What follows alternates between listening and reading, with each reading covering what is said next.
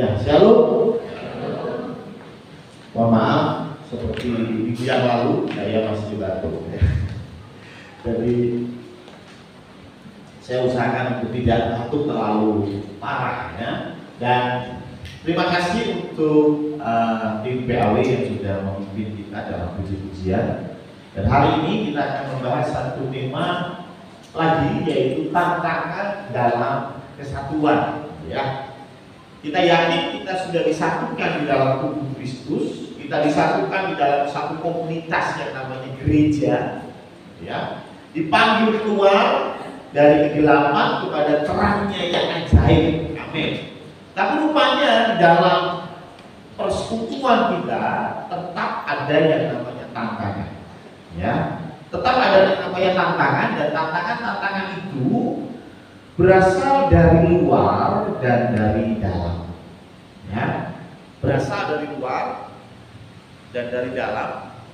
Dan yang dari dalam, dari luar dulu ya. Yang dari luar saya melihatnya di Yudas pasal yang pertama ayat yang ke-4. Oh, meninggal.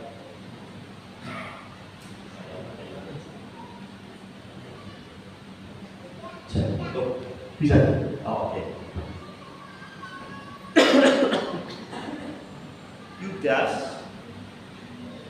Yudas ini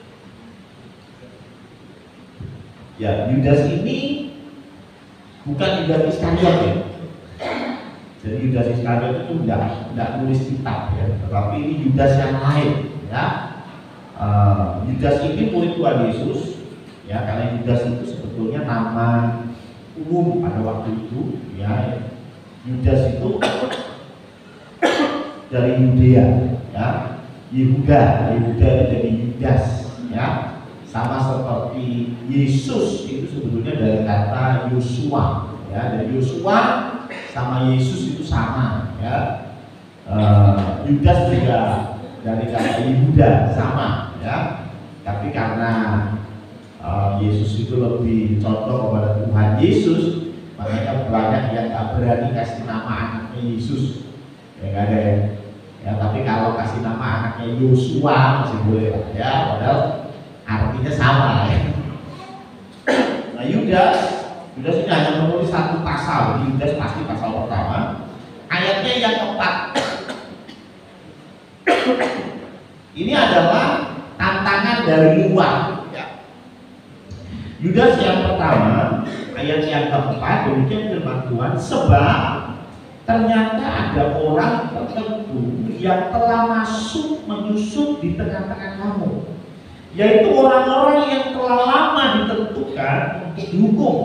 Mereka adalah orang-orang yang fasik, yang menyalahgunakan kasih karunia Allah kita untuk melampiaskan hawa nafsu mereka, dan yang menyangkal satu-satunya penguasa dan Tuhan kita, Yesus Kristus. Ya, jadi Yudas ini menyikapi dalam sebuah komunitas gereja, rupanya ada penyusup, gitu ya. Penyusup itu berarti dari luar, bukan dari dalam, ya. Dan penyusup ini rupanya ada dua yang jadi sorotan oleh Yudas, yaitu dikatakan bahwa menyalahgunakan kasih karunia Allah, dan yang kedua menyangkal satu-satunya penguasa dan Tuhan kita, Yesus Kristus. Itu dua yang disorot. Jadi artinya kalau kita belajar dari masa lalu, karena saya terlalu yakin tidak ada yang baru di bawah kolongan ini, gitu ya. Sebetulnya ini cuma rebranding ya. Jadi di brand baru, dikasih merek baru, tapi sebetulnya isinya sama ya. Dan yang pertama adalah tantangan dari luar, itu bicara tentang ajaran-ajaran sesat ya. Tantangan dari luar itu bicara tentang ajaran sesat. Dan ajaran sesat saat ini gak main-main, karena penyusupnya gampang. Penyusupnya gak perlu orangnya masuk, gak perlu orangnya jadi seorang pembicara, dan kemudian dia mengajarkan ajaran-ajaran sesat. Tetapi cukup lewat media sosial ya. Saat ini yang lagi heboh itu adalah Kristen progresif. Nah, ini yang lagi heboh, ya. Karena beberapa minggu yang lalu kemudian disampaikan di media sosial dan langsung boom, ya. Banyak orang-orang yang kemudian mendiskusikannya lebih lanjut. Tapi kalau Bapak Ibu perhatikan, ini adalah produk lama yang dikemas ulang. Ya. Produk lamanya apa? Ya ini. Ya. Yang pertama adalah menyalahgunakan kasih karunia Allah untuk melampiaskan hawa nafsu mereka. Kalau Bapak Ibu baca di Yudas pasal pertama, jadi orang-orang ini, penyusup ini, mereka punya ajaran. Ajarannya apa? Kita ini kan sudah ditebus, kita ini kan sudah diselamatkan. Karena itu kita nggak perlu lagi hidup kudus. Karena apa? Ya karena sekali selamat pasti selamat. Jadi artinya kalau kita mau berbuat dosa separah apapun, yang penting hari Minggu datang kita ampun, selesai. Yang penting hari Minggu datang perjamuan kudus, selesai. Ini adalah ajaran yang pertama, yaitu menyalahgunakan kasih karunia. Saya sudah sampaikan ini berkali-kali bahwa di dalam penyertaan kita kepada Kristus, Tuhan menuntut kita untuk melaksanakan keselamatan, mengerjakan keselamatan ini. Keselamatan bukan sesuatu yang diberikan dan pasti otomatis kita akan dapatkan. Saya pernah sampaikan bahwa ketika Tuhan memberikan kita keselamatan, itu sama seperti ketika kita haus sekali dan Tuhan kasih kita aqua. Satu botol aqua 600 ml, segar, apalagi dalam kondisi dingin, mantap. Tapi masalahnya botol aqua itu hanya kita pegang, hanya kita taruh di meja, hanya kita tunjukin ke teman-teman, gua dikasih aqua dingin cuy. Tapi tidak pernah kau buka tutupnya dan tidak pernah kau minum. Merasakan keselamatan? Tidak.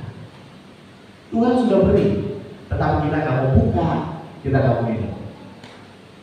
Ya sampai kapanpun kau akan tetap kehausan. Betul? Ya. Tuhan ingatkan berkali-kali bahwa jangan kita menganggap rendah kasih karunia. Dan mereka penyusup-penyusup ini di dalam konteks Yudas, mereka menyalahgunakan kasih karunia untuk melampiaskan hawa nafsu mereka. Inilah yang kemudian di rebranding, dikemas ulang, dan sama halnya dengan apa yang kita lihat di media sosial. Ya. Tuhan pasti akan ampuni kita. Haleluya. Ya. Berarti kalau jatuh bangun, gak apa-apa dong, gak apa-apa. Tuhan pasti akan ampuni kita. Mau jadi orang Kristen, pasti Tuhan akan selamat. Padahal bukan itu. Tuhan bilang apa? Barang siapa yang percaya kepada tidak akan binasa, melainkan memperoleh hidup yang kekal. Jadi hidup yang kekal itu didapatkan ketika kita jadi orang Kristen atau kita menjadi orang percaya. Percaya. Anda hanya jadi orang Kristen aja, KTP-nya diganti yang tadinya bukan Kristen jadi Kristen, tidak menjadi dasar Anda akan selamat. Anda akan selamat kalau Anda percaya kepada Tuhan Yesus. Firman Tuhan bilang apa? Kalau kau percaya kepadaku, kau akan melakukan segala perintah. Pertanyaannya sudah belum? Ya. Kita hanya berpikir bahwa yang penting selamatlah, yang penting percaya Yesus, selesai perkara. Ini yang di rebranding sekarang. Yang kedua, yang di rebranding adalah yang menyangkal satu-satunya penguasa dan Tuhan kita, Yesus Kristus. Salah satu yang disampaikan oleh Kristen progresif ya katanya, yaitu bahwa ada banyak jalan menuju Roma. Ada banyak jalan menuju Roma. Artinya apa? Alkitab itu bukan satu-satunya sumber untuk memahami Allah. Kita bisa pakai sumber lain, kita bisa pakai kitab suci agama lain, kita bisa pakai ilmu pengetahuan, kita bisa pakai hikmah manusia untuk kita bisa memahami Allah. Sehingga kesimpulannya, semua agama itu baik, semua agama mengajarkan kebaikan, semua agama menghantarkan kita kepada keselamatan. Amin. Kalau semua agama mengajarkan kebaikan, mostly saya setuju. Ya, 90% APB. Ya, nggak ada agama yang ngajarin untuk membunuh sesamanya, betul ya? Nggak ada, ya. Nggak ada. Umumnya sih oke lah. Tetapi nilai-nilai moral tentu berbeda. Betul ya? Nilai-nilai moralnya tentu berbeda. Orang Kristen yang punya istri dua gimana? Akan langsung dapat label moralnya tidak baik. Tapi kalau orang lain, kalau makan babi, langsung label moralnya tidak baik, ya. Beda ya. Kalau kita makan babi biasa aja gitu ya. Kalau makan babi jadi biasa aja gitu ya. Tapi bagi kita nilai moral berbeda. Ya, jadi artinya oke, sama, tapi nggak sama juga. Ya, ada beberapa nilai-nilai yang berbeda di dalam setiap ajaran, ya. Dan yang lebih parah lagi dikatakan bahwa ada banyak cara untuk selamat, ada banyak cara untuk bisa mencapai kehidupan yang kekal. Sehingga mereka mengatakan yang menyangkal satu-satunya penguasa, mereka tak menyangkal bahwa Yesus itu jalan keselamatan. Tapi mereka menyangkal bahwa Yesus satu-satunya. Kelihatannya ini lebih wise, lebih bijak, sehingga tidak menyebabkan sebuah tanda kutip pertarungan di akar rumput masalah tentang agama. Ya, sehingga kelihatannya lebih adem, kelihatannya lebih sejuk, tetapi buat saya ini menghina apa yang Tuhan Yesus sudah lakukan. Ini menghina. Saya kasih contoh sederhana ya. Ada seorang bapak, dan bapak ini punya tanggung jawab yang luar biasa kepada anak, kepada istri. Suatu kali ditimpa masalah ekonomi yang begitu dahsyat, masalah ekonomi yang luar biasa. Dan satu-satunya cara supaya selamat dari ekonomi yang terpuruk ini, supaya anaknya bisa makan, supaya istrinya bisa makan, si bapak ini harus bekerja yang sampai menguras energi. Seorang bapak ini bekerja dari pagi hingga malam, dan itu dia lakukan selama bertahun-tahun. Dan setelah dia lakukan itu selama 10 tahun, fisiknya gak kuat. Mulai banyak datang penyakit, gagal ginjal, jantung, penyempitan tulang belakang dan lain sebagainya. Dan akhirnya sang ayah ini meninggal dengan mengenaskan. Kalau ini satu-satunya cara untuk bapak ini, untuk lelaki ini menyelamatkan anak dan istrinya, ini satu-satunya cara. Saya mau bilang bapak ini luar biasa. Betul? Dia rela mengorbankan fisiknya, kesehatannya, supaya anak dan istrinya bisa makan, supaya anak dan istrinya tetap hidup, tidak binasa. Biar saya yang mati, biar saya yang hancur. Ini laki-laki yang luar biasa sekali. Tapi kalau ternyata dari kelurahan sudah kasih bantuan, ya, dari kelurahan sudah kasih bantuan, Pak Parno sudah berdekatan, Pak, nanti kita bantu 1 bulan 2 juta untuk kebutuhan itu, kita bantu. Tapi bapak ini bilang, Pak, saya nggak mau dibantu. Ini saya nggak mau dibantu juga. Pokoknya saya akan bekerja luar biasa sampai badan saya hancur demi anak dan istri saya. Maka saya mau bilang, bapak ini Ada lain. Betul ya? Loh, ada cara lain kok, tidak seperti itu. Kenapa dia pilih cara yang seperti itu? Ada cara lain. Dan Anda tahu bagaimana Tuhan Yesus disalib, bagaimana Tuhan Yesus mati di kayu salib. Itu bukan kematian yang menyenangkan. Itu kematian yang penuh dengan siksaan. Tidak hanya bicara siksaan fisik, tetapi juga siksaan psikis. Injil menulis bagaimana Tuhan Yesus diberi mahkota. Ini berbeda dengan penyaliban pada umumnya. Dikasih mahkota ini. Kenapa sih dikasih mahkota ini? Karena Tuhan Yesus dituduh, tuduhannya Yesus adalah raja umat Israel. Karena itu Tuhan Yesus dibully, dihina. Kalau kau raja, mana mahkotamu? Dan orang-orang Romawi mulai bikin mahkota dari bulu, taruh di kepalanya, dipukulkan di kepalanya. Buat saya bukan sakitnya, tetapi bagaimana penghinaan itu Yesus harus terima. Ya. Kemudian Tuhan Yesus diberi kain ungu dan mulai dipukuli. Dan mereka bilang, kalau kau raja, coba tebak siapa yang memukul. Ini bukan bicara memukulnya, tetapi ini bicara penghinaan, bicara merendahkan. Dan Tuhan Yesus lakukan semuanya itu karena Tuhan Yesus tahu ini satu-satunya jalan.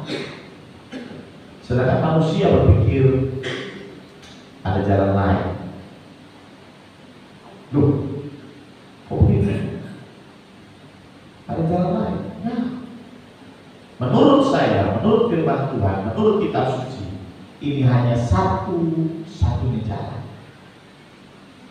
Dan itu sudah ternubuatkan dari zaman perjanjian lama. Ini bukan arang tiba-tiba di dalam Yesus Kristus, enggak. Masih ingat bencana air bah, Kejadian pasal 6, 7, 8. Air bah itu satu-satunya selamat gimana caranya? Naik bahtera, betul nggak? Nggak ada tuh ceritanya, saya akan naik gunung yang tinggi, habis sampai puncak gunung pasti naik pohon. Selamat? Tidak. Satu-satunya cara supaya selamat yang masuk ke dalam bahtera. Tidak ada cara lain. Kenapa ini bukti simbol bagaimana keselamatan hanya satu-satunya cara. Tetapi tantangan dari Tuhan mengatakan, oh, tidak bisa mau pakai cara lain, ya silakan. Kalau kau merasa bahwa kau bisa pakai cara yang lain, silakan. Tetapi firman Tuhan ingatkan bahwa melalui Yesus Kristus, hanya melalui Yesus Kristus kita bisa bertemu dengan Bapa. Betul? Ya. Hanya melalui Yesus Kristus. Dan kalau kita berkata bahwa ada cara lain, maka kita menghina kematian Kristus. Bagaimana dengan pendapat media sosial, ajaran-ajaran di luar sana? Mereka mengatakan ada banyak cara karena nggak masuk akal. Kalau ada orang Hindu, orang Buddha, orang Islam yang baik, ada nggak? Ada. Saya kenal teman-teman saya yang agamanya bukan Kristen tapi baik, bahkan lebih baik daripada teman-teman saya yang Kristen. Ada? Ada. Ya. Lalu kenapa Tuhan nggak adil? Kenapa Tuhan menyelamatkan kita yang Kristen, sedangkan orang yang bukan Kristen yang nggak percaya sama Tuhan Yesus nggak diselamatkan, walaupun mereka berbuat baik? Adil nggak Tuhan? Itu yang kemudian menjadi topik pembicaraan. Adil nggak? Menurut Anda adil nggak Tuhan ketika Tuhan menghukum orang yang berbuat baik tapi nggak percaya sama Tuhan? Menurut saya adil. Adilnya kenapa? Tuhan bilang bahwa kita ini ketika kita dalam dosa, kita ini seteru, kita ini seterunya Allah, seterunya Tuhan. Siapa di sini yang pernah berseteru? Karena ya, kalau berseteru gimana? apapun yang dilakukan oleh seterumu pasti kepada jelek. Benar ya? Ya, pasti kan pilpres kemarin. Pilpres kemarin, waduh, mengerikan sekali ya. Kalau bicara tentang seteru, ya, nah ini persis ya. Waduh, kalau sudah 02 punya, yang 01 sama 03, apapun program mereka dibilang jelek. Betul ya? Kalau sudah 03, 01, 02 ngomong apa, dibilang jelek. Itu namanya seteru. Itu namanya seteru. Sekarang ini lagi berseteru, ada Iran sama Israel, ya, yang lagi heboh, lagi lempar-lemparan rudal. Sama, bagi Iran, Israel itu nggak ada baiknya. Bagi Israel, Iran juga nggak ada baik. Itu namanya berseteru. Saya mau tanya, ada nggak sih baiknya Iran? Ya ada. Ada nggak sih baiknya Israel? Ya ada. Tetapi karena sedang berseteru, ini konsepnya. Sedang berseteru, ada nggak yang baik? Ya ada. Acik pernah berseteru dengan Yosua? Sering ya? Sering kan? Waduh, kalau lagi marahan sama Yosua, aduh, apa saja yang dibuat Yosua bikin jengkel, betul ya? Apa saja? Yosua buka pintu, tak prinsip itu dibuka, tutup aja. Yosua tutup pintu, ini udah siap pintunya ditutup, dibuka tuh. Apapun yang dilakukan kan, salah hal yang sama ketika kita bicara kita sebagai seterunya. Karena itu, ayo beresin dulu seteru. Ayo beresin dulu bukan kita dengan Bapa melalui pengorbanan Kristus. Itulah mengapa apa yang dilakukan Tuhan Yesus itu besar dampaknya buat kita. Jadi dua adalah tantangan dari luar. Sekarang tantangan dari dalam. Saya melihat ada dua juga tantangan dari dalam. Tapi saya ambil dari 1 Korintus 1 ayat 10 sampai 13.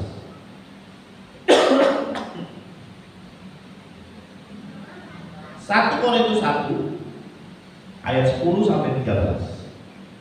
Judulnya saja jelas. Perpecahan dalam jemaat. Ya, saya akan bacakan.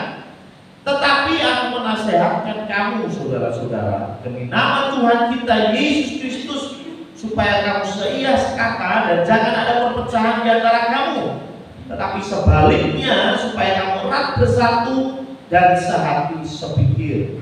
Sebab saudara-saudaraku, aku telah diberitahukan oleh orang-orang dari keluarga Chloe tentang kamu bahwa ada perselisihan di antara kamu. Yang aku maksudkan ialah bahwa kamu masing-masing berkata, aku dari golongan Paulus, atau aku dari golongan Apolos, atau aku dari golongan Kefas, atau aku dari golongan Kristus. Jadi rupanya ada perpecahan di dalam tubuh jemaat, tapi itu bukan dari luar, dari dalam. Apa masalahnya? Korintus itu diinjili oleh Paulus, ditulis di dalam Kisah Para Rasul pasal yang ke-18. Bisa dibaca di situ. Nah, ketika Paulus memulai pelayanan di Korintus, kemudian jadi sebuah gereja, jadi sebuah komunitas gereja. Setelah itu Paulus melanjutkan penginjilannya. Lalu di 1,5 tahun Paulus ada di Korintus. Terus kemudian dia pergi untuk melanjutkan. Kalau Aquila dan Priscilla masih tahu ya, dua orang itu, ini pun ketemunya di Korintus. Rupanya setelah Paulus pergi, ada yang datang kemudian, namanya Apolos. Dan di dalam Kisah Para Rasul 18 yang dibaca, Apolos ini dia lulusan dari Alexandria. Alexandria adalah kota di ujung utara Mesir, dan ini kota yang terkenal dengan kota pendidikan.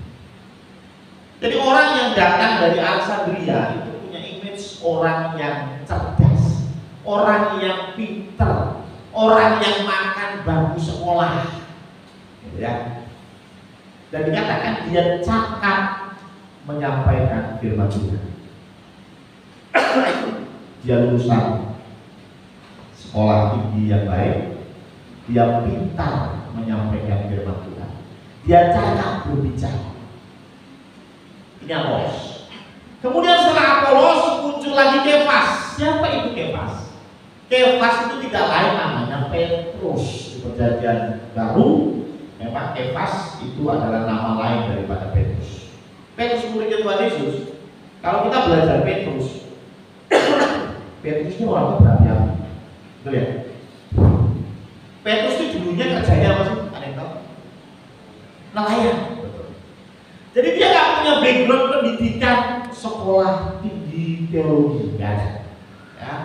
Pendidikannya dia dapatkan bersama Yesus Kristus kurang lebih 3 tahun 4 bulan. Dia jadi muridnya Tuhan Yesus dan dia belajar banyak dari Tuhan Yesus. Tapi nggak pernah sekolah dalam konteks sekolah resmi, ya. Dia muridnya Yesus. Karena itu Pak Petrus ini menjadi orang yang punya pribadi berapi-api. Masih ingat ketika di Getsemani, ya, ketika di Getsemani, apa yang terjadi? Ada orang yang namanya Malkus datang, tentara Romawi, yang menghunuskan pedang Petrus. Wah, dia pokoknya action dulu, mikir belakangan. Ambil pedang, potong itu telinga Malkus. Kemudian Tuhan Yesus tempelkan kembali telinganya.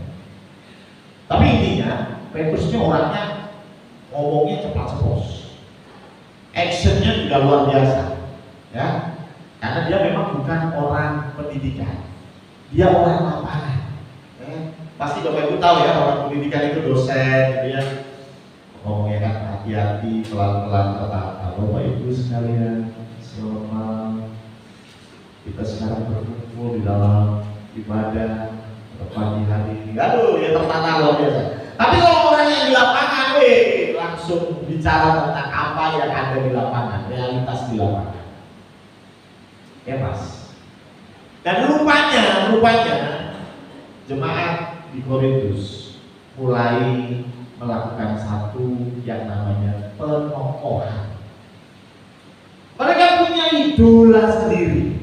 Ada yang mengatakan, oh yang paling baik itu Paulus. Kenapa? Paulus itu yang mendirikan ini gereja. Paulus itu memang, Paulus dikatakan bahwa orangnya ini gagal. Jadi Paulus itu orangnya gagal. Ada masalah dengan cara dia berbicara, gitu ya. Kemungkinan gagal. Paulus orang pintar. Dia orang Yahudi yang betul-betul luar biasa, sekolah dengan baik. Cuma masalahnya dia gagal. Apolos sudah pintar omong, mantap sekali. Mungkin ganteng juga ya. Sekarang ini udah bukan rahasia lagi ya. Pendeta yang ganteng banyak pengikutnya ya. Pendeta yang cantik banyak pengikutnya ya. Makanya saya lihat pendeta-pendeta di media sosial, mantap sekali ya. Bahkan ada pendeta-pendeta perempuan itu rambutnya dikeluar ya. Ada yang setengah meter naik ya. Luar biasa ya. Ya saya pikirnya itu sebelum kebangkit dandannya berapa lama gitu. Tapi jujur saja, kadang-kadang orang melihat itunya kan. Ya, Apolos ini masih muda, ganteng mungkin ya, ini tambahan dari saya ya. Nah, tapi yang jelas dia bicaranya dengan fasih, dia bicara lancar, mantap sekali. Dan bahkan bicaranya dengan struktural yang jelas karena dia orang pendidikan. Ada orang yang senang dengan pembicara seperti itu. Tapi ada juga yang senang dengan Kefas, ya. Kefas yang Anda kutip mungkin kalau zaman sekarang kerong gitu ya. Udah nggak penting masalah tafsiran, masalah menurut ya, menurut Reform, menurut Katolik, menurut Ortodoks, nggak usah dipikirin. Yang penting apa yang Tuhan Yesus lakukan, apa yang Roh Kudus lakukan, pengalaman pribadinya dia sampaikan. Ini Petrus. Ada juga orang yang senang dengan pembicara seperti ini ya. Rupanya kesalahan yang pertama adalah penokohan, mengidolakan idola lain selain Tuhan Yesus. Yang dilihat dalam sebuah komunitas gereja bukan lagi Yesus, yang dilihat adalah orangnya, yang dilihat adalah pendetanya, yang dilihat adalah gembalanya, yang WL, nah, saya pasti datang ke gereja. Tapi kalau yang WL Alfian kurang roh gitu, ya, males lah, ya. Mending gak usah lah sebenarnya. Ya. Ada juga yang melihat siapa yang khotbah. Ya. Oh, yang khotbah hari Minggu ini, ya kan Purwoko, wih mantap, saya datang. Ya, saya mau lihat khotbahnya Mas Purwoko, saya mau dengar khotbahnya Mas Purwoko. Bagi ada yang lihat khotbah siapa? Brenda, nggak salah ya. Ya, Brenda itu orangnya kecil, suaranya besar. Ya, enggak mau kalau Brenda nggak mau. Ya. Ada orang-orang yang seperti itu, betul ya? Di dalam konteks Korintus ini yang terjadi. Ada orang-orang yang punya tokoh-tokoh yang diandalkan. Ada yang pro Paulus, ada yang pro Apolos. Sebetulnya antara Paulus, Apolos, Petrus gak ada masalah. Mereka damai-damai aja. Sesama pembicara oke-oke aja. Tetapi rupanya di akar rumput ini muncul penggemarnya siapa, penggemarnya siapa, penggemarnya siapa. Ingat, Tuhan Yesus ingatkan obatnya kecewa juga. Ya. Ketika kau punya pendeta yang luar biasa, apakah kau yakin kau tidak akan kecewa kalau kau mengandalkan manusia? Pasti kecewa. Oke, ada pendeta yang ada positifnya di satu pihak. Seperti tadi, Paulus, dia punya positifnya apa? Dia pendiri gereja. Dia punya cara berpikir yang dalam. Tetapi dia tidak bisa bicara dengan lancar. Jauh lebih baik Apolos. Oke? Tapi Apolos dan Paulus selalu bicara tentang teori, doktrin dan lain sebagainya. Petrus bicara tentang realita di Indonesia. Ya. Setiap orang punya plus minusnya sendiri, dan jangan hanya melihat plusnya saja, tetapi juga minusnya. Betul? Setiap pembicara yang pernah berbicara di mimbar ini tidak ada yang sempurna. Karena itu kalau mau memandang tokohnya, memandang orangnya, cepat atau lambat, tentu akan kecewa. Ini tantangan di dalam kesatuan. Kalau kau sudah pro A, pro B, pro C, selesai. Tinggal tunggu waktu kesatuan itu hancur. Karena itu ayo kita jangan memandang kepada orang, tapi memandang kepada Tuhan Yesus Kristus yang kita layani. Ketika kita dalam pelayanan sama. Ketika Ino melayani dalam musik, yang dipandang jangan, wah aku cocok sih main sama teman-teman, ya, main sama grup bandku yang sudah kenal dekat sama Marcel, ya, sama siapa lagi, Bruno, wah kocok kental. Ingat ya, itu kocok kental betul. Tetapi pelayanan harus kembalikan kepada Tuhan. Suatu hari, ya saya nggak mau, tapi suatu hari mungkin kau akan dipisahkan dari Marcel. Loh, ya kan? Apakah terus langsung aku mau pelayanan lagi? Marcel udah gak pelayanan kok. Apakah begitu? Nah, ya, ketika kita melayani di dalam sebuah komunitas guru sekolah minggu, siapa yang kita pandang? Ketuanya dong. Ya, ketuanya luar biasa. Balina itu merangkul kita luar biasa. Ingat, ya, jangan sampai itu jadikan landasan untuk pelayanan. Pelayanan kita harus kita lakukan dengan landasan Yesus Kristus.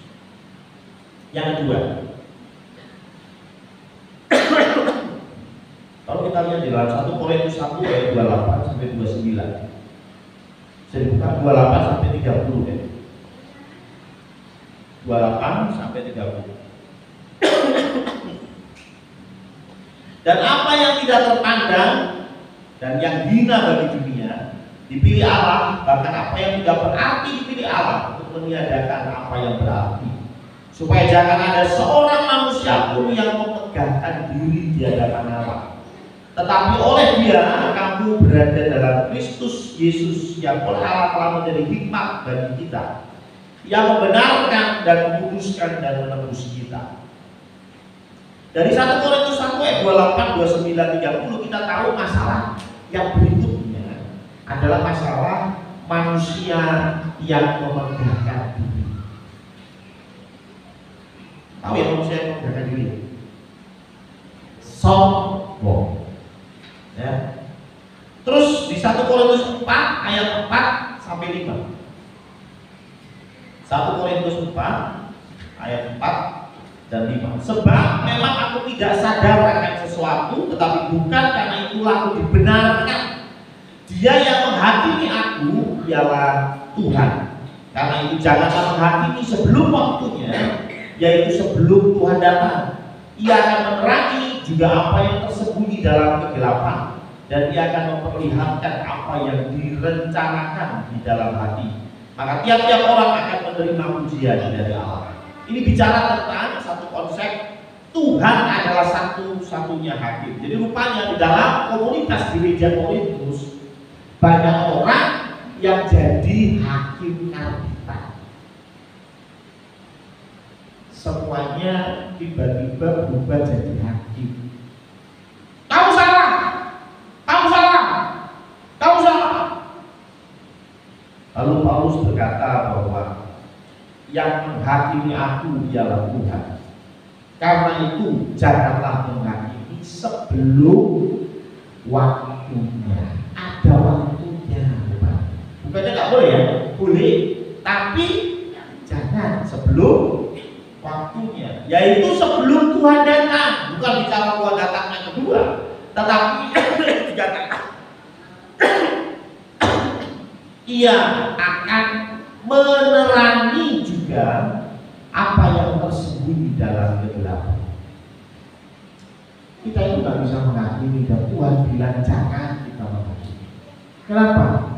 Karena kalau kita menghakimi, kita tidak bisa melihat di dalam kegelapan. Kita harus tunggu Tuhan membuka apa yang tadinya gelap jadi terang.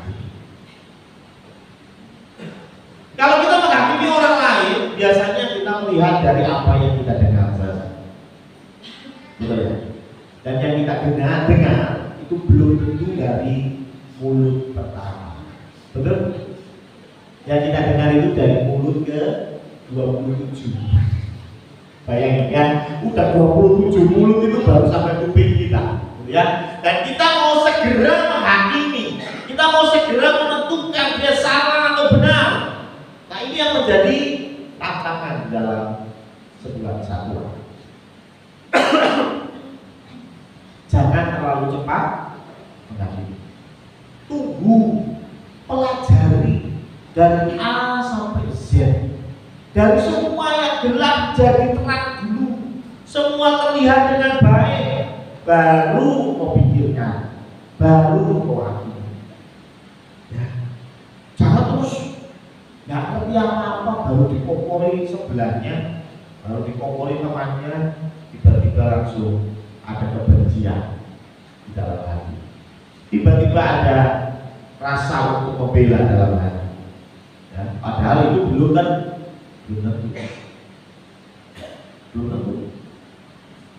Dan yang kedua yang paling parah adalah kita nggak bisa melihat dari kacamata orang lain.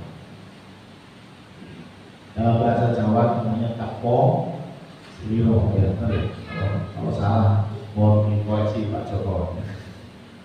Kapong seliro, gitu ya. Kadang-kadang kita hanya berpikir bahwa pokoknya salah, pokoknya benar. Benar dan salah, kamu pun harus punya hati nurani dengan cara apa? Pakai kacamata orang itu. Nah, jujur saja, dalam pernikahan saya yang baru 2 bulan, ya, terkadang saya juga masih bingung dengan cara berpikirnya anak satu itu. Tapi saya mau bicara bahwa kacamata dia beda dengan kacamata saya. Ya, kacamata saya itu 42 tahun. Dan kacamata dia nggak setua itu. Amin. Karena itu saya harus membayangkan bahwa saya ada di posisi dia. Saya harus membayangkan bahwa saya ada di usia usia dia. Saya harus membayangkan saya ada di cara berpikir dia, sehingga kita bisa memahami dan mengerti. Ya. Jangan kita hanya ambil pokoknya menurut saya begini loh. Sebentar kalau kamu ada di posisi dia bagaimana? Ya. Itu biasanya jadi masalah, ya kan? Ketika suami istri, katakanlah suaminya maaf ya, nggak kerja, suaminya kehilangan pekerjaan, istri biasanya ngomel, Mas kok nggak kerja nih, gimana ini gini saya kok yang kerja, saya ini tulang rusuk bukan tulang punggung. Waduh, isinya rame. Saya mau tanya, apakah itu akan menyelesaikan masalah? Apakah setelah istri ribut maunya panjang lebar, apakah langsung suami dapat kerja? Coba pikir, coba aja di dalam kacamatanya suamimu. Suamimu kehilangan pekerjaan itu sesuatu yang menyenangkan ya? Apa dia pengen itu? Haleluya saya dipecat, apa begitu? Kayaknya enggak kan? Suamimu itu sudah depresi. Kenapa? Karena kehilangan pekerjaan. Sampai rumah malah di opiak sama istri. Kira-kira menyenangkan? Sangat tidak menyenangkan. Tapi sehingga apa yang dilakukan? Ya harusnya aku pakai kacamata suamimu. Pakai kacamata suamimu. Jangan sampai lidahmu melukai hati. Ada juga istri-istri yang sering, kebetulan ada beberapa yang baru menikah juga. Kemudian suami ini tidak hati-hati di dalam lidah. Ketika sudah setahun menikah, 2 tahun menikah, tapi perut isinya cuma nasi terus ya, maksudnya gak ambil maksudnya ya. Lalu suami mulai bicara dengan hal-hal yang kayak, aku kok gak ambil sih? Loh, kata-kata seperti ini saja bisa membuat istri gak nyaman. Emangnya yang bikin hamil dan gak hamil itu saya? Enggak, ya kan? Betul gak istri-istri? Betul ya? Emangnya yang bikin hamil sama gak hamil itu Anda perempuan? Kan enggak, ya kan? Gak nyaman jadinya. Gak nyaman, dan rasa gak nyaman ini bisa berlanjut dan berlanjut. Lagi kalau yang ngomong mertua, mertuanya yang nanya, aku gak ambil ya, berat badan tambah gendut tapi gak ambil. Perut putih isinya wajar. Waduh, itu bisa sakit hati 2 tahun. Bahkan seumur hidup bisa diingat-ingat ya. Karena apa? Karena tidak melihat dari kacamata istri. Apakah 2 tahun gak hamil, 5 tahun gak hamil, apakah istri senang? Ya gak perlu ditanya, istri juga sudah stres sebetulnya. Betul gak? Apalagi budaya Indonesia ya, budaya timur. Nah, walaupun sekarang ini lagi banyak konsep child free, waduh ya, child free, nggak mau punya anak. Tapi jujur dalam lingkungan budaya timur seperti itu. Makanya kemarin ketika lebaran ada banyak yang kasih mix ya. Biasanya yang ditanya, hal-hal yang ditanya dalam kasus lebaran, kapan nikah, ya, kapan punya anak, loh, ya kan, benar ya? Siapa yang nggak pengen punya anak? Kami memang komunikasi. Ayo kita melihat dari kacamata orang lain. Ya. Hal yang sama dengan konsep kita dalam sebuah komunitas gereja. Ya, kadang-kadang kita nggak melihat dari kacamata orang lain. Saya juga belajar, saya juga masih belajar. Ya. Ketika ada satu orang yang datang telat, padahal dia pelayanan, kita sudah punya komitmen jam 6.15, kita kumpul berdoa bareng. Ada yang datang jam 6.30, ada yang mau marah, tapi begitu mau marah saya lihat dia datang dengan besar-besar sampai bawa anaknya. Rupanya anaknya sedikit rewel lebih baik, ya kan? Bijak gak ketika kita sebagai majelis tiba-tiba marahin? Kamu terlambat, harusnya jam 6.15. Ya, memang disiplin perlu. Tetapi kita juga harus berjalan hati nurani. Kita harus melihat dari kacamata orang itu. Ya, kita gak ada anak, ya datang dekat rumahnya, gak ada anak, sampai telat udah datang. Tapi ada yang mungkin dia sudah berusaha untuk gak telat, dia sudah berusaha untuk datang tepat waktu. Tetapi ya apa boleh buat, tiba-tiba bawa berangkat anaknya pup. Besok kita harus nyalahin, gitu kan? Yang namanya anak-anak, ya harus beresin dulu, kemudian baru berangkat sehingga terlambat. Janganlah kita menghakimi terlalu cepat. Ya. Ketika kita menghakimi terlalu cepat, maka ada keretakan di dalam sebuah komunitas. Dan saya menganggap dua hal tadi, memegangkan diri dan juga menghakimi orang lain, itu semua disebabkan oleh 1 Korintus 3 ayat 1 sampai 3. Ini masalahnya. Karena kamu masih manusia duniawi. Sebab jika di antara kamu ada iri hati dan perselisihan, bukankah hal itu menunjukkan bahwa kamu manusia duniawi dan bahwa kamu hidup secara duniawi?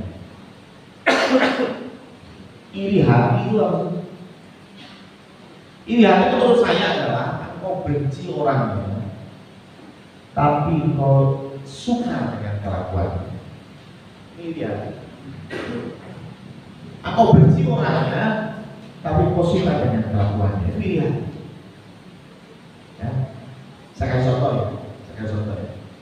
Ada satu orang naik motor baru keren, geber-geber, kita iri, kita nggak suka sama orangnya. Kenapa? Karena sebelumnya kita juga pengen motor baru dan geber-geber gitu kan. Betul kan? Sebenarnya kita pengen juga kayak dia gitu loh. Kita pengen juga kayak dia, tapi nggak bisa. Paham kan? Jadi kita benci orangnya, tapi suka dengan kelakuannya. Itu iri. Datang ke gereja pakai baju bagus, ya wah, merek internasional yang berjaga, outfitnya aja, woi jutaan gitu ya, gelamnya emas gitu ya, senjatanya paling mentereng di satu gereja. Terus kita iri, saya mau tanya, irinya kenapa? Ya karena kita juga pengen kayak gitu, gitu kan? Ya kan? Coba kalau Anda punya emas yang banyak di rumah, punya baju yang sama dengan dia, Anda tinggal pulang ganti baju pakai emas berkilo-kilo dan datang ke udah selesai, nggak perlu iri. Kenapa Anda iri? Karena Anda sebetulnya pengen seperti dia, tapi nggak bisa, sehingga Anda limpahkan kebencian kepada orangnya. Itu iri. Sedangkan firman Tuhan bilang kita tuh harus benci kelakuannya, bukan orangnya, bukan orangnya. Kalau kita lihat ada orang yang korupsi 271 T, coba 271 T triliun, ya sampai ada yang iseng-iseng ya. Kalau satu hari 1 miliar, satu hari Anda nabung 1 miliar, itu dapat 271 T, itu berapa ratus tahun atau berapa? Saya gitu, bukan saya sih, cuma nggak menarik aja gitu ya. Bayangin, satu hari Anda nabung 1 miliar, ya hilang umur 1 miliar, kemudian 100.000 aja Anda nyampe gitu ya. Ya oke lah, 1 miliar satu hari itu baru kumpul 271 T, itu sekitar 800 tahun katanya, yang hitung-hitung saya nggak peduli ya. Tapi intinya, ketika kita melihat kasus seperti itu, kita benci orangnya atau benci perbuatan. Tahunya bagaimana? Kalau Anda di posisi yang sama, Anda korupsi juga nggak? Jangan bilang enggak ya. Jangan terlalu terburu-buru dan pede bilang oh nggak mungkin. Saya nggak mungkin 271 T saya nggak mungkin. Padahal Anda ke warung makan mendoan 3 ngomongnya dua. Berarti Anda korupsi satu mendoan. Satu mendoan lu harganya cuma 1.500. 1.500 aja lu mbak, gitu kan? 1.500 aja lu mbak. Gimana 271? Kira-kira hebat ya? Ya iya, maaf ya. Lalu kenapa kau marah? Karena kau marah dengan orangnya, bukan dengan perbuatan. Kenapa? Kita masih manusia lama bro. Itu masalahnya. Kita masih manusia duniawi. Betul kan? Kita masih manusia duniawi, bukan manusia surgawi. Belum jadi manusia baru, belum lahir baru. Roma 12 ayat 2 belum diperbaharui cara berpikir untuk mengerti mana yang benar, mana yang menjadi kehendak. Belum. Kalau kita sudah jadi manusia baru, oh beda. Kita tidak akan menghakimi orang lain. Kita tidak akan memegangkan. Karena konsep dari manusia baru itu sederhana. Konsepnya adalah aku dan saya itu sama-sama manusia berdosa. Bedanya adalah kita sudah ditebus oleh Kristus. Betul. Sehingga ketika kita ketemu dengan orang, ketemu dengan saudara kita yang mohon maaf berbuat dosa, yang jatuh dalam dosa, kita bilang apa? Ih najis ketemu sama dia. Kan majelis, ngapain kita sama orang berdosa? Ya, kita pikir apa? Aku dulu pun orang berdosa. Ya, saya dulu juga orang berdosa. Kalau sekarang saya punya istri, punya anak, punya rumah, ini semua karena pemberian Tuhan. Ngapain sih saya pegangan ini? Aku dekat, ayo aku kasihi orang lalu apa? Ajarkan dia kebenaran. Yang begitu salah, jangan berbuat dosa lagi. Orangnya kita kasih, tapi perbuatannya kita benci. Perbuatannya harus dikoreksi. Amin. Dan itu bisa terjadi kalau kita sudah diperbarui. Itu bisa terjadi kalau kita mengerti bahwa kita sebetulnya tidak layak mendapat apa yang kita miliki. Betul nggak? Jadi kita naik motor, pernah kan kita berpikir itu juga puji Tuhan saya punya motor. Kelakuan saya kayak apa dulu? Minum bobrek 10 sampai tidur 3 hari dulu, nggak bangun-bangun. Ya, ke gereja bawa plastik, ada sebutannya. Ternyata isinya coklat. Ya, kalau sekarang punya istri, punya anak, punya rumah, punya motor, saya mau tanya, kemudahan Tuhan, kemudahan. Kita semua tidak baik dunia, tapi karena kasih karunia Tuhan, kita bisa menikmati apa yang kita punya. Nah, karena itu, ayo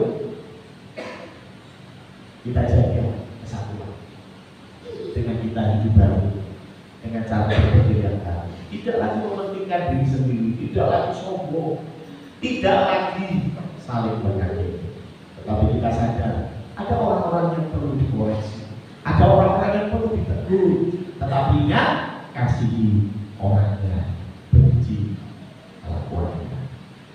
Amin. Mari kita tutup dalam doa. Shalom, selamat pagi Bapak Ibu. Shalom. Mohon perhatian kita. Kita akan bersama-sama untuk menyimak layanan sepekan Gereja Sama Sidon Kusumo.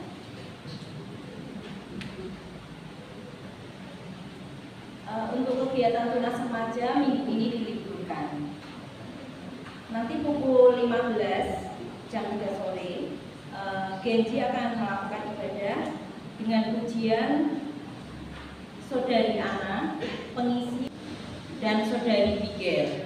Untuk LCD, Saudari Eli, firman Tuhan disampaikan oleh Pendeta Samuel, doa syafaat oleh Ibu Novita, pengumuman oleh oleh Pendeta Samuel, musik oleh Bapak Eko.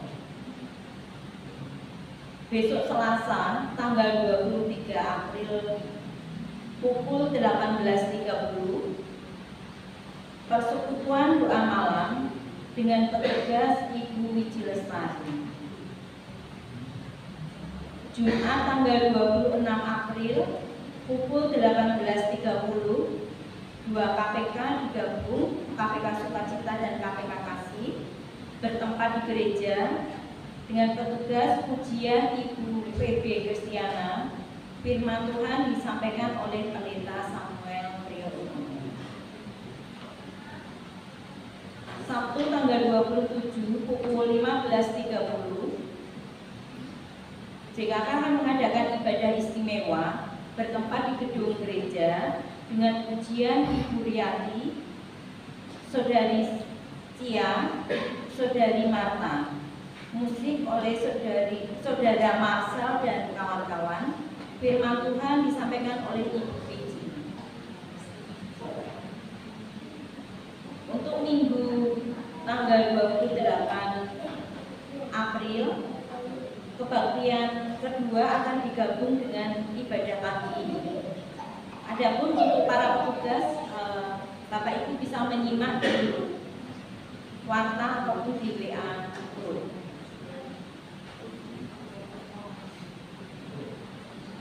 Menginjak laporan keuangan, laporan kas pembangunan tahap 3 saldo per 20 April 2024 sebesar Rp16.848.485. Persepuluhan Minggu 14 April sebesar Rp2.460.000. Laporan keuangan panitia Jumat Agung sampai Paskah, saldo per 20 April 2024 sebesar Rp593.000. Untuk warta khusus, telah dibuka penerimaan pendaftaran murid baru PAUD Alfa tahun ajaran 2024 sampai 2025 dengan persyaratan anak berusia 3 sampai 4 tahun, fotokopi akte kelahiran, fotokopi KK, fotokopi KTP orang tua, fotokopi KMS, pas foto 3x4 lembar. Bagi Bapak Ibu Saudara yang memiliki putra putri atau kerabat berusia 3 sampai 4 tahun dan ingin mendaftarkan diri, bisa menghubungi Ibu Ina. Ini ada pengumuman tambahan. Minggu depan tanggal 28 April 2024, PPK Daerah 1 akan mengadakan ibadah di Dia Perbalan dimulai pukul 11, memberi kesempatan kepada kaum pria di Dia Condro untuk bisa hadir dan bisa menghubungi atau dikoordinir oleh Dia Perwoko. Demikian fakta yang bisa kami sampaikan. Tuhan memberkati.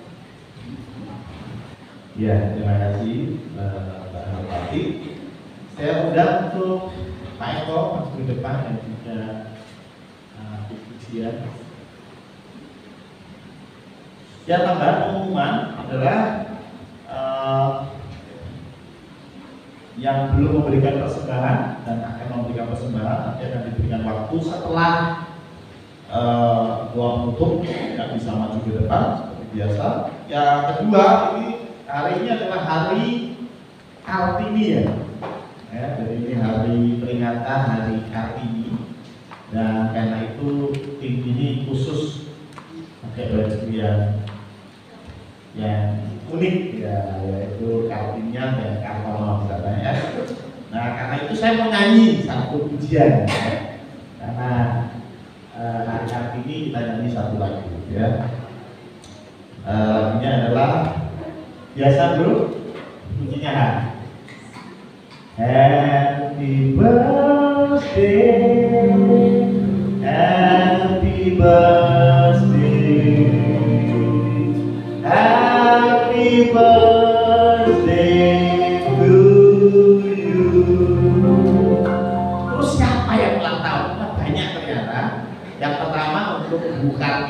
Bisa berdiri untuk yang ulang tahun. Ya, ini lebih. Yang kedua, sesepuh kita, ya, yang kita kasih Ibu Esther. Ya, bisa pakai Ibu Esther. Oh ya, waduh, ada juga di belakang putih. Ya, bisa pakai berdiri. Selamat ulang tahun. Ada juga Bu Sriatu. Oh, nggak datang. Sama satu lagi Pandu. Pandu nggak datang. Nah, Pandu di Jogja, ya. Yaitu yang ulang tahun. Ada lagi yang ulang tahun mungkin? Atau ngaku-ngaku ulang tahun nggak apa-apa ya. Langsung ya. Ya, selamat ulang tahun untuk Bu Uti, Bu Esther, dan Bu Kartika. Nanti kita akan doakan juga untuk yang ulang tahun. Ya, kita akan tutup di dalam doa. Kalau kita bagi berdiri.